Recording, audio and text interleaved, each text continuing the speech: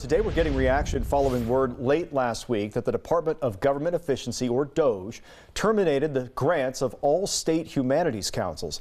NBC4's Delaney Ruth spoke with Ohio Humanities about the consequences of freezing money for cultural organizations, and she's joining us live now with more on this. Delaney.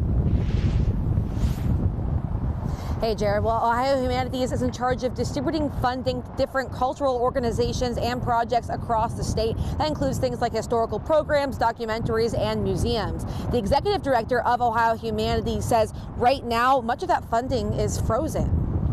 We are the only source of funds for most local history organizations, for humanities organizations throughout the state. And so this is now a source of funding that's just no longer available. Rebecca Asmo, the executive director of Ohio Humanities, says she got an email early Thursday morning abruptly canceling millions of dollars in federal grants intended for arts and cultural groups. You know, these are funds that have already been appropriated by Congress. We actually are the only entity that is mandated by Congress to distribute these funds to local communities in congressional districts all across America.